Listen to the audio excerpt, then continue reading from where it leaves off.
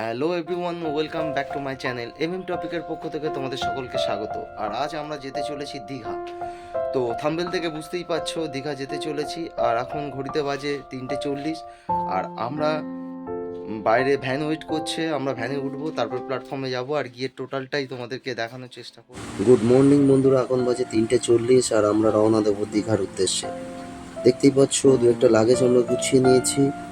আর এত মর্নিংয়ে কোনো দিন ছেলে তো ওঠে না, দেখতেই পাচ্ছ ছেলে এখনো পর্যন্ত শুয়ে আছে, প্যান্জামা পরে রেডি হয়ে গেছে, কিন্তু ঘুম ভাঙছে না, চোখে ঘুম।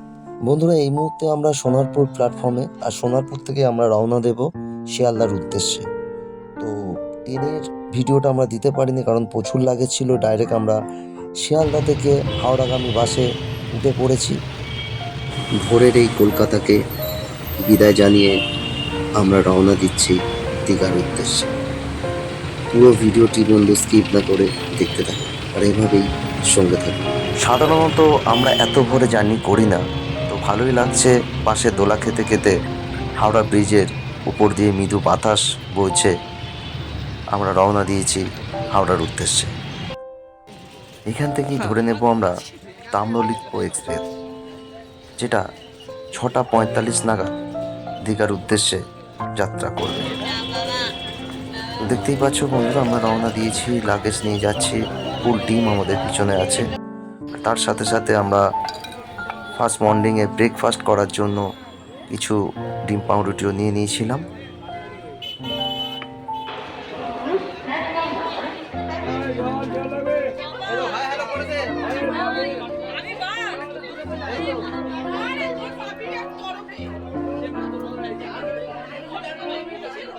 যে কোনো ট্রেনে ওঠার আগে যেগুলো আমি দেখে নিই, টয়লেটটা অবশ্যই দেখি। এখানে দেখতে পাচ্ছ বন্ধুরা, একটা মিরর আছে, একটা বেসিন আছে, আর মোটামুটি টয়লেটটা ঠিকই আছে। সাধারণত এক্সপ্রেসগুলোতে যেরকম থাকে নর্মালি আছে, ঠিক আছে, চলে যাবে, কোনো অসুবিধা নেই। আর তো এবার বন্ধুরা একটু ঘুরিয়ে দেখে নিচ্ছি। এটা হচ্ছে বাইরেও একটা আয়না দিয়েছে, একটা বেসিনও আছে। ততক্ষণে হাওড়াকে টাটা জানিয়ে দীঘার উদ্দেশ্যে রওনা দিয়েছে ট্রেন। 6:45 ছাড়ার কথা, রাইট টাইমে ট্রেন রওনা দিয়েছে দীঘার উদ্দেশ্যে। তো বন্ধুরা চলুন, আর স্কিপ না করে পুরো ভিডিওটা দেখতে থাকুন, আরও অনেক কিছু, অনেক মজাদার জিনিস দেখাতে চলেছি। তো বন্ধুরা, আমরা ব্রেকফাস্ট ছোলা দিয়ে শুরু করেছি। দেখতেই পাচ্ছ একদম ফ্রেশ ছোলা। তো তারপরে ছিল ডিম পাউরুটি, সেগুলো খাওয়া হচ্ছে, দেখতেই পাচ্ছ। আর যেখান থেকে ডিম পাউরুটি নিয়েছিলাম ওরা একটা প্লেট দিয়ে দিয়েছিল। প্লেটগুলিও খুব ভালো প্লেট, দেখতে পাচ্ছ বন্ধুরা। এতেই আমরা খাচ্ছি, আমাদের সুবিধা হয়েছিল খেতে। তো আমি তো চা করছি, মর্নিং একটু চা না খেলে হয় না। তো আমি একটু এদিক ওদিক করতে না করতেই একটা কাকার সাথে দেখা, চা নিয়ে উঠেছে। তো 10 টাকা নিয়েছিল চাটা, খেতে মোটামুটি ছিল। তো সকালের চা ছাড়া মর্নিংটা ঠিকঠাক জমে না, আমেজ করে চাটা খেয়ে নিলাম। তো এবারে আমরা রওনা দিচ্ছি দীঘার উদ্দেশ্যে, সেই মুহূর্তেই তোমরা দেখছো।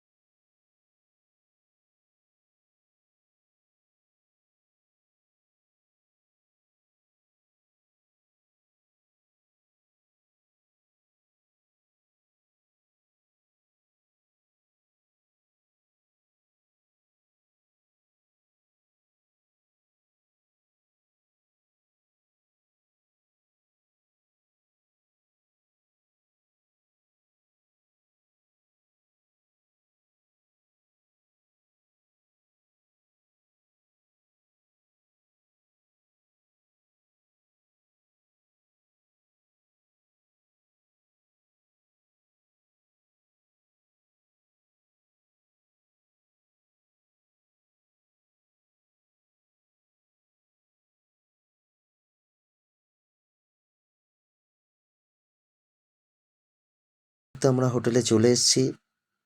আমাদের হোটেলটা 1500 টাকা নিয়েছে।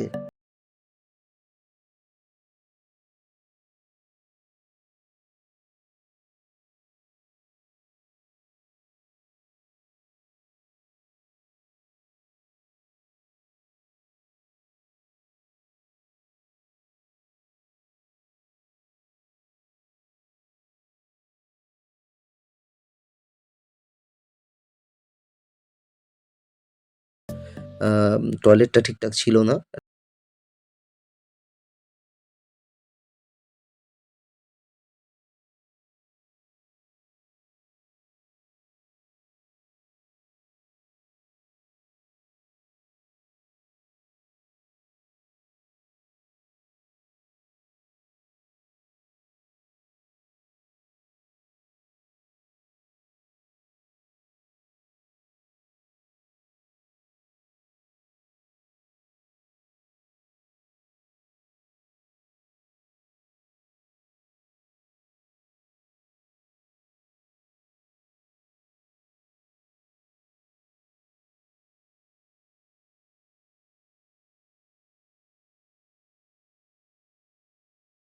সেই রিসেপশনে দেখতেই পাচ্ছ বন্ধুরা, এটা আমার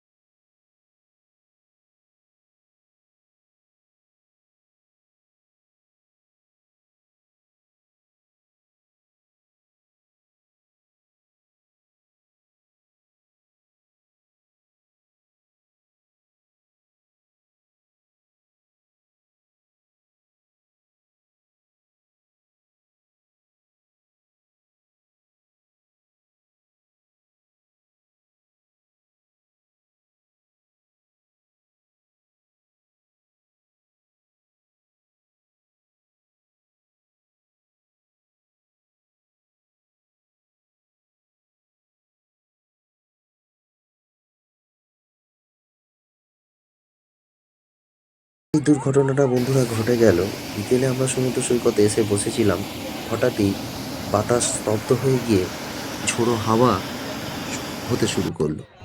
আর এত হাওয়ার গতি ছিল, চোখ মুখে তো ধুলো ভর্তি হয়ে গিয়েছিল, প্রচুর মানুষ পড়ে ইনজয় হয়েছিল। তো সেটা দেখতে পাচ্ছ বন্ধুরা কীভাবে মানুষ চলে যাচ্ছে। তো আমাদের ফ্যামিলিকে আমরা হোটেলে ঢুকিয়ে দিয়েছিলাম। তো আমি তোমাদেরকে দেখানোর জন্য রিস্ক নিয়ে ভিডিওটি করছি।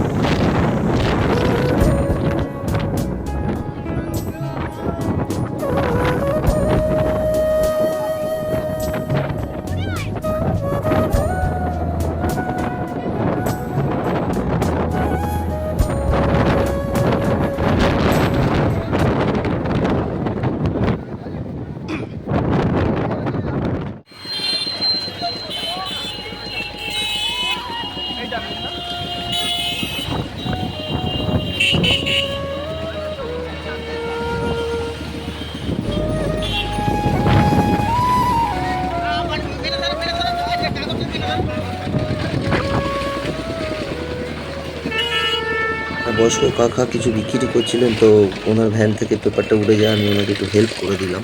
সেটা দেখতে পাচ্ছ বন্ধুরা। বন্ধুরা কি অবস্থা দেখুন, ঝড় চলে গেছে দীঘাতে। আমি গিয়েছিলাম মোহনাতে, এই ঝড়ের মধ্যেও ফিরছি। ঝড় বৃষ্টির পরেই বন্ধুরা সমুদ্র সৈকতে আসার পর অসংখ্য স্টারফিশ দেখা গিয়েছিল।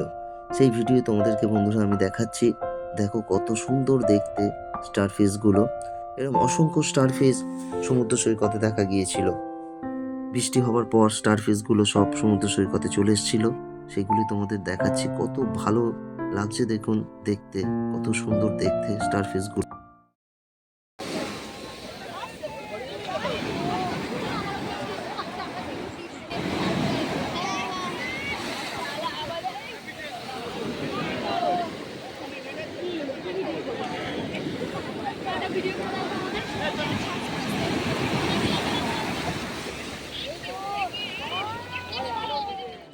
দীঘা সৈকতে এসে মাছ খাবো না, এটা হতেই পারে না।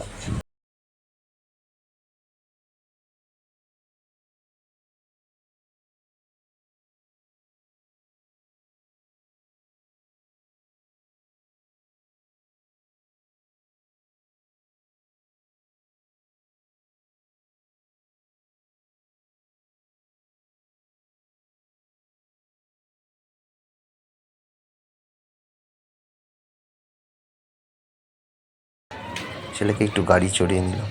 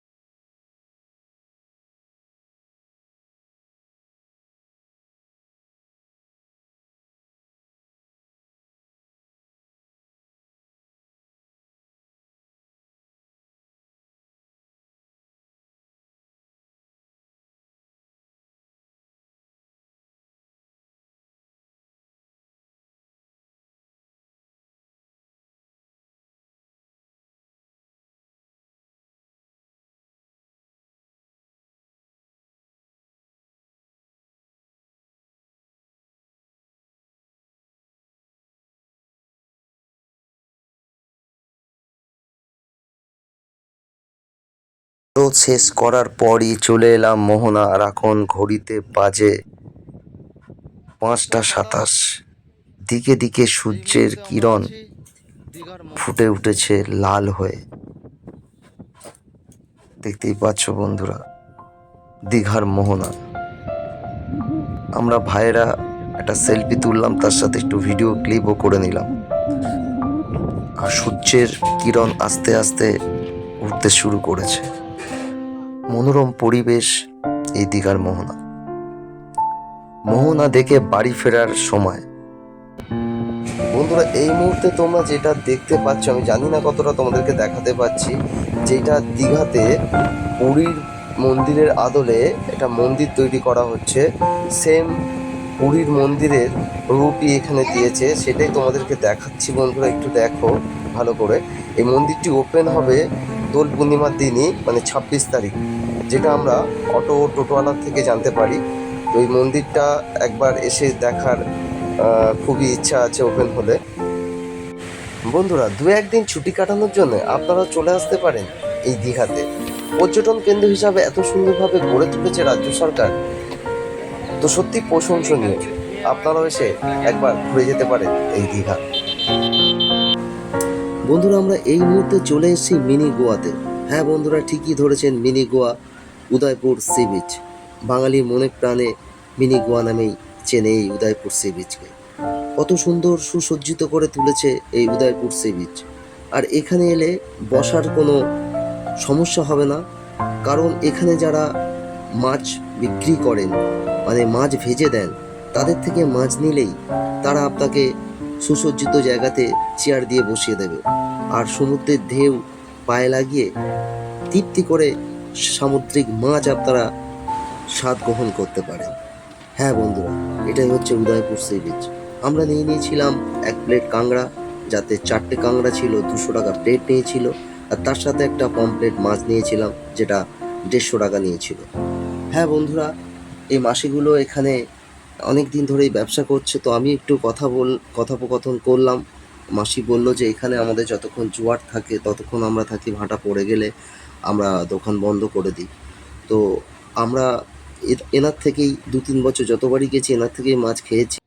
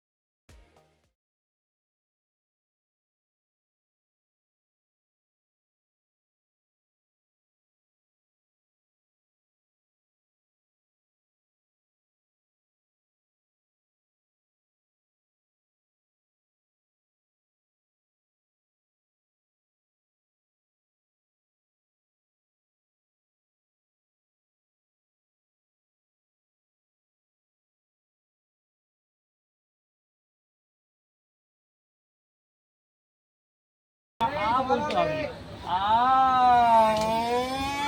এখানে ফুকলে আওয়াজ হবে না, এই শব্দটা ভাইব্রেটার করবে।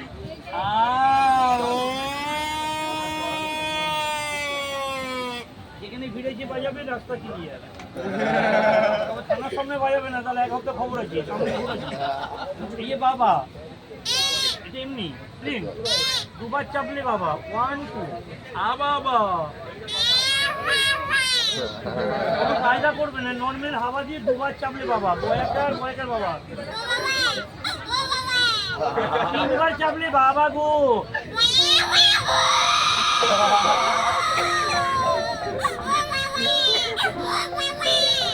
কেউ আছেন কি? বন্ধুরা, ব্লগটা এখানেই শেষ করব। দীঘা টু হাওড়া আমাদের প্রিয় কলকাতায় আমরা ব্যাক করে গেছি। আর ততক্ষণের জন্য সকলে ভালো থাকবেন, ভালো রাখবেন, আর এভাবে আমাকে সাপোর্ট করে যাবেন। আর ভিডিওটি ভালো লাগলে লাইক, কমেন্ট, শেয়ার ও সাবস্ক্রাইব করতে একদম ভুলবেন না। ততক্ষণের জন্য টাটা।